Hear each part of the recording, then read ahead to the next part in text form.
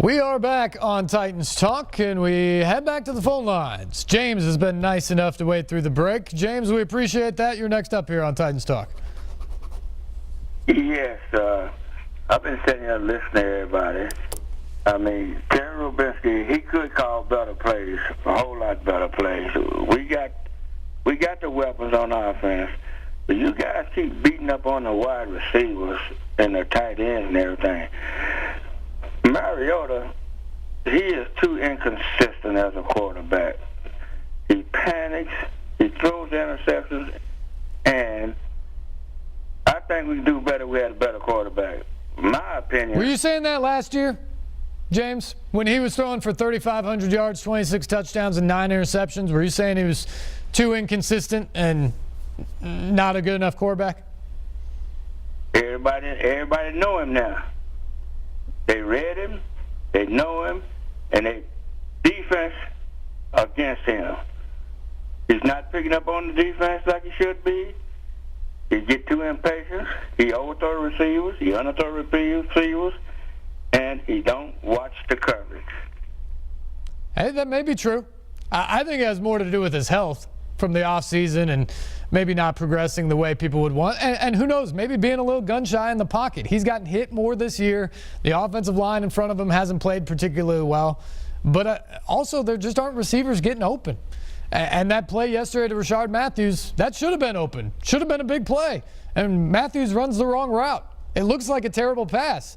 But if you actually know the play, that's a mistake by your best wide receiver there. So I agree with you. Mariota hasn't taken the stride anybody expected this year. And some of the blame certainly falls on him. But it's not as bad and not all on him with some of these things. I mean, I can point to several plays this year that would increase his touchdown total if somebody does the right thing. And I can point to several of those interceptions that would disappear if somebody did the right thing. And I'm not talking about number 8 on those. So he needs to be better, and he'll be the first to tell you that. But it's not all on number 8. No, it's not all on number 8. Well, like I said, Matthews, he was out, 2 weeks with hamstring stuff. Yep. You know, he came back in. He got to get ready and get used to, the contact all over again. But like I said, the quarterback, he just needs to make a lot. I like Mariota.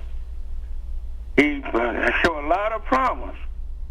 But he's just a little bit inconsistent. Yeah, well, he's still young. And James, we appreciate the call. He's still young, so you got to hope he grows. You got to hope he gets completely healthy and can take that step for you next year. We'll see. He needs some help around him, too, though. Back to the phones. Let's say hello to Gene. Gene, good evening. How are you doing today? Doing great. Thanks for the call.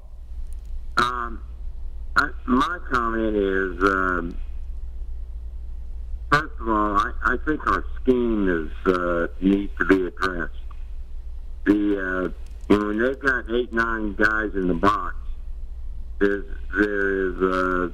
something wrong with trying to just run the ball consistently. That's number one.